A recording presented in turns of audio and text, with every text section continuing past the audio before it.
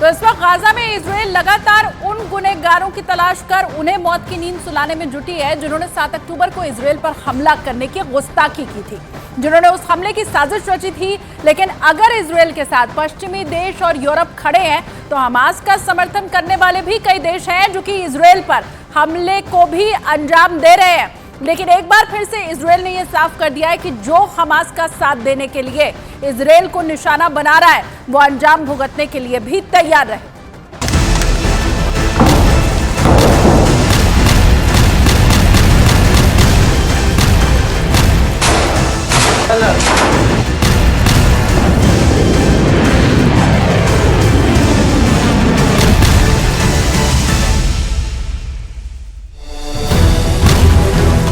Israel और Hamas का युद्ध अब सिर्फ इजराइल और हमास का नहीं, बल्कि युद्ध अब पूरे पश्चिम एशिया में फैल चुका है और तमाम ऐसे मुल्क हैं जो इजराइल के खिलाफ खड़े हैं और इजराइल पर हमले भी बोल रहे हैं। लेकिन इजराइल ने हमास का साथ देने वाले देशों को खुलेआम धमकी दे डाली है और बोल दिया है कि जरूरत पड़ी तो पश्चिम एशिया में कहीं भी बम गिर सकता है।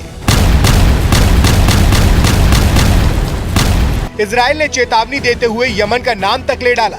ये चेतावनी इजराइल की वायुसेना चीफ ने दी, जिससे पश्चिमी एशिया का माहौल बिगड़ सकता है, क्योंकि 7 अक्टूबर के बाद से ईरान और उसके सहयोगी चरमपंथी संगठन इजराइल और उसके सहयोगी देशों की टेंशन बढ़ा रहे हैं। सीरिया और इराक में तो अमेरिका के सैनिकों पर कई बड़े हमले भी हुए हैं, लेकिन इजराइल की धमकी का मतलब साफ है कि वो केवल गाजा पट्टी तक सीमित नहीं रहेगा, बल्कि उसकी सेना पूरे पश्चिमी एशिया में ईरान और उसके सहयोगी चरमपंथी संगठनों के खिलाफ जंग लड़ने के लिए तैयारी कर चुकी है।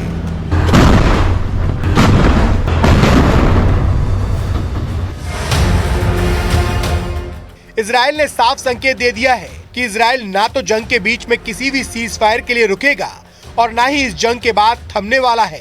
पहले ही इजराइल के प्रधानमंत्री बेंयामिन नेतन्याहू कह चुके हैं कि वो हमास के खात्मे के बाद हिजबुल्लाह के खिलाफ लड़ाई लड़ेंगे, लेकिन अब तो बात इससे भी आगे बढ़ चुकी है। इजराइल कई बार बोल चुका है कि वो हमास के अंत से पहले जंग नहीं रोकेगा और इसलिए गाजा में सीज फायर के मुद्दे पर पेच फंस गया है। इस मुद्दे पर इजराइल और अमेरिका तक में अनबन हो चुकी है, लेकिन इजराइल टस से मस नहीं हुआ। अब तो उसने हमास का साथ देने वालों पर भी बम गिराने की तैयारी कर ली है। ये बयान खुद इजराइल की वायुसेना चीफ ने दिया। उन्होंने पश्चिमी एशिया में हमास का साथ देने वाले देशों को चेतावनी दे डाली। इजराइल की वायुसेना के चीफ ने बयान दिया कि जरूरत पड़ी तो पश्चिमी एशिया में कहीं भी कार्रवाई कर सकते हैं।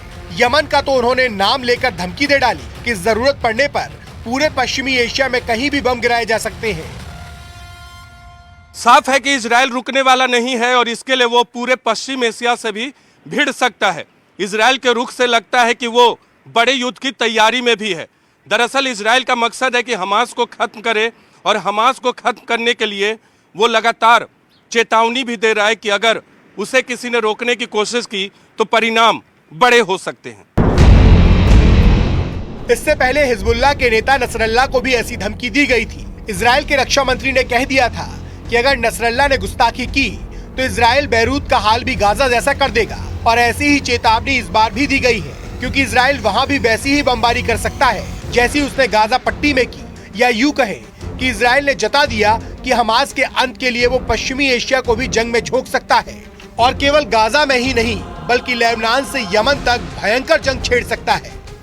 दरअसल 7 अक्टूबर के बाद से पश्चिमी एशिया में इजराइल के खिलाफ ऐसा माहौल बना कि लगने लगा कि ये लड़ाई यहूदी बनाम मुस्लिम हो गई है, क्योंकि इजराइल पर लेबनान, सीरिया और जॉर्डन जैसे मुस्लिम देशों से भी हमले का खतरा मंडराने लगा है। ईरान ने खुलकर धमकी भी दी थी कि अगर गाजा पर हमले नहीं रुके तो इजराइल पर चौतरफा हमले होंगे और जंग के कई मोर्चे खुल जाएंगे। लेकिन इजराइल ईरान की धमकी से डरा नहीं, बल्कि उल्टा गाजा में हमले तेज कर दिए। न अस्पतालों को छोड़ा, न शरणार्थी कैंपों को, स्कूलों और मस्जिदों पर भी बम गिराए और अब तो उत्तरी गाजा के एक बड़े हिस्से पर नियंत्रण का दावा कर रहा है।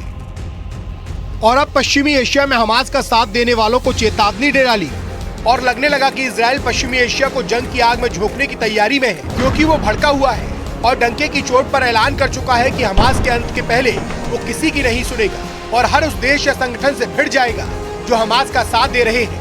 क्योंकि इजराइल की वायुसेना के चीफ ने बयान दिया कि वो यमन पर भी हमला कर सकते हैं।